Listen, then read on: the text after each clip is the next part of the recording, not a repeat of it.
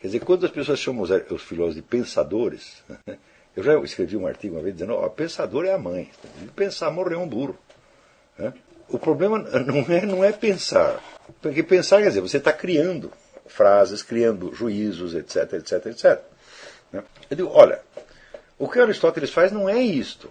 Ele não está criando teorias, ele não está montando frases. Ele está tentando perceber uma coisa como ela é e fazer a coisa falar. Muitas vezes, aquilo que é a experiência mais concreta e mais direta só consegue ser expressado em termos abstratos altamente sofisticados.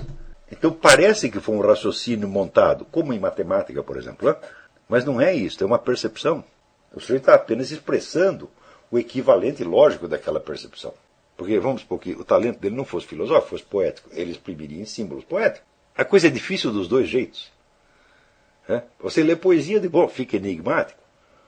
Para você ler filosofia, bom, você precisa aprender toda a terminologia técnica. A terminologia técnica é tão difícil que você, para aprendê-la, você precisa gastar anos a fio prestando atenção nessas estruturas discursivas, e no fim você fica achando que criar essas estruturas discursivas é o próprio da filosofia. Quando não é a própria da filosofia, é investigar o ser na sua realidade, na sua presença. E deixar que ele fale. Quer dizer, quando Aristóteles coloca esse problema aqui, diz, olha, isso aqui é o mais difícil de conhecer, porque está mais afastado dos sentidos. Mas, ao mesmo tempo, ele diz que a forma inteligível não está dada fora e acima do objeto sensível, mas no próprio objeto sensível. Digo, parece uma contradição lógica. Digo, não é uma contradição lógica, é uma tensão que está presente no próprio objeto e no próprio processo cognitivo. E temos que dar graças a Deus, Aristóteles, que ele disse essas duas coisas. Ele disse uma coisa numa aula e disse a outra coisa na outra aula. Se ele fosse brasileiro, ia aparecer imediatamente 500 caras dizendo, professor, o senhor está com contradição. Porque eu digo, por perceber contradição lógica, qualquer computador percebe, e o macaco também percebe, até papagaio percebe. O problema é saber se essa contradição lógica é um erro ou se ela está expressando uma tensão real. Nós não podemos transformar num problema filosófico o que é apenas uma dificuldade empírica, uma dificuldade acidental, por assim dizer. Por exemplo, entre duas pessoas, você pega Max Friedlander e pega um outro Max Friedlander, tão experimentado, tão bom observador quanto ele. Ele olha um quadro e diz, esse negócio está artificial, está forçado. E o outro olha e diz, é mesmo. Agora, a pessoa que não tem esta observação, ela não vai fazer a ponte entre a percepção sensível do quadro e aquela expressão que eles estão dando à experiência estética que tiveram. Então ele vai achar que é apenas uma opinião. Então aquilo que para quem está enfronhado no negócio é percepção imediata, para o outro é apenas opinião, um tecido verbal separado da realidade sensível. É por isso que nós não podemos jamais ter a ilusão de que todo mundo vai nos compreender. Olha, eu sou um profissional de ser incompreendido. Eu vivo disso. Está entendendo? Então, eu dou aula para treinar as pessoas para que elas compreendam o que eu estou dizendo. Então, ou você foi meu aluno, estudou todas essas coisas, teve paciência, fez as experiências como Newton Ribeiro, tal. Ou você adquiriu a experiência em outro lugar, pode ser, que você aprendeu sozinho, ou teve um outro professor. Ou então você não vai entender o que eu estou falando.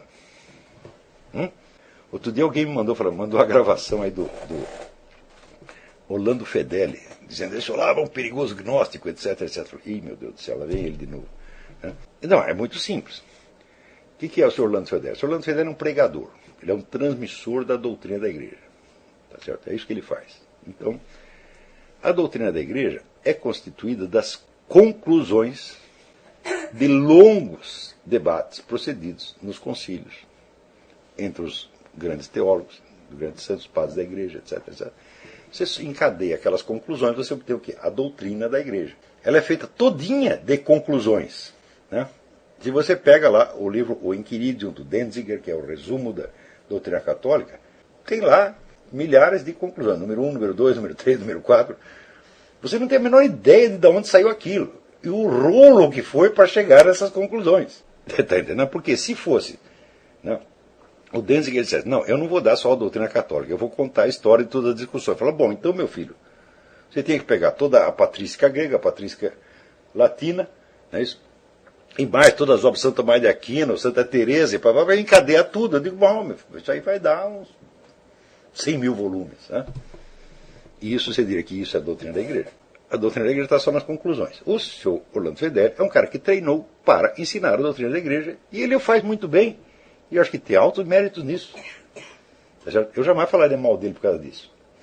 Eu acho que ele é um católico, sincero, está lá ensinando a doutrina da igreja. Agora acontece o seguinte, ele não tem capacidade para perceber a problemática filosófica da coisa. Não pode perceber. Ele está acostumado a raciocinar dentro do certo. Eu digo, meu filho, eu estou acostumado a transitar entre milhões de coisas que são duvidosas, nebulosas e que eu não sei, cuja conclusão eu não sei. Esse é o meu treinamento. Então, como é que nós vamos lidar com coisas que nós não sabemos? Isso aqui é a filosofia. Né? Então, o senhor Orlando Fedeli, quando ele se mete a ler textos filosóficos, ele faz uma confusão dos diabos. Porque ele interpreta cada frase como se fosse uma conclusão. Você está entendendo? Então, você está lá levantando... Você imagina assim, mas num cara que não conhecesse Santo Tomás de Aquino, né?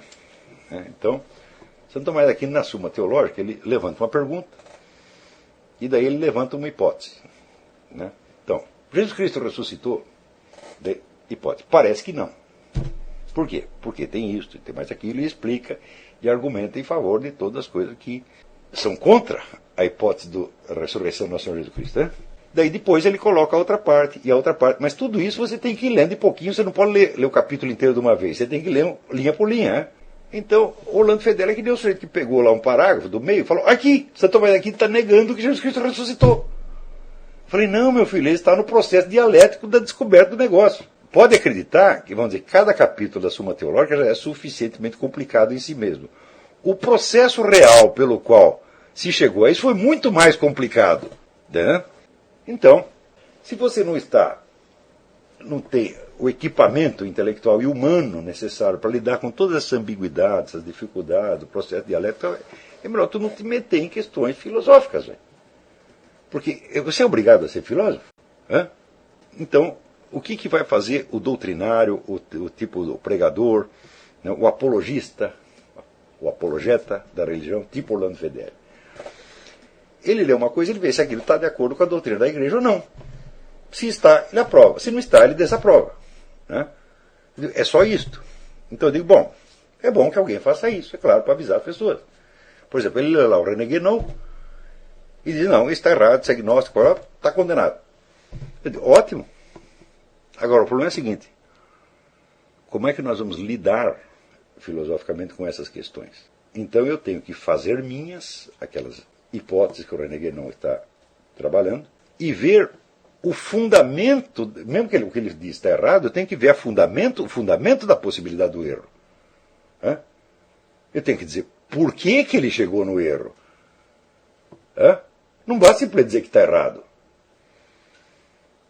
Então, essa é a mesma coisa. O Orlando Fedeli que nem um sujeito que, vamos dizer, um médico que o sujeito chegasse no consultório, o médico disse, você está doente.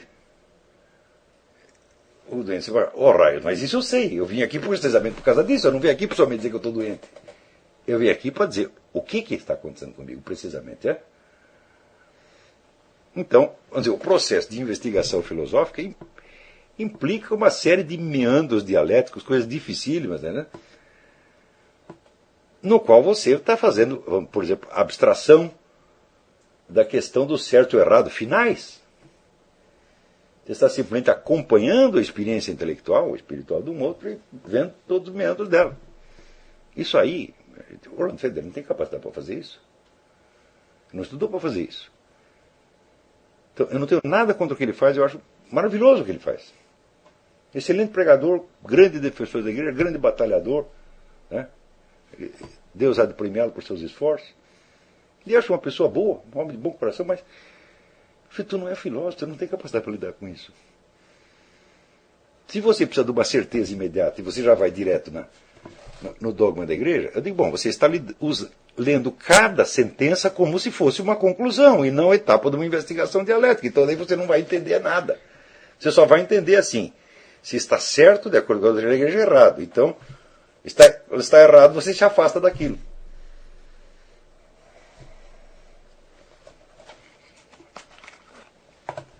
Então, isto aqui é uma atividade, sem dúvida, importante. Mas, se você não quer arriscar a sua mente, você não pode estudar filosofia, meu filho. Você vai lá para o padre e pergunta o que é certo ou errado, o padre te diz e você segue. Se você procurar na patrística grega e latina, você encontrará uma infinidade de erros. Mas uma infinidade. E esses erros, às vezes, o cara prosseguir no erro por séculos, até que chegou um concílio, ou o Papa, e fechou a questão. Se você lê só a doutrina final, você tem aquele conjunto organizado de certezas que constitui a doutrina da igreja. Mas você não entendeu qual é o problema. E provavelmente você não entendeu do que a doutrina da igreja está falando. Então você tem um conhecimento suficiente para, vamos dizer, a sua prática religiosa. Mas é uma coisa meramente pessoal. Se você quiser que aquilo que você faz tenha uma relevância cultural maior, você vai precisar passar por todas as etapas de dúvida, de perplexidade, etc, etc, etc. Que eu sempre me permiti fazer, por quê? Porque esta é a minha vocação e eu gosto disso. Se você me levanta um problema e me traz a solução final expressa numa linguagem dogmática, eu não me conformo com aquilo. Porque a linguagem dogmática não te explica nada. Ela só diz o que. É a mesma coisa assim que, por exemplo, você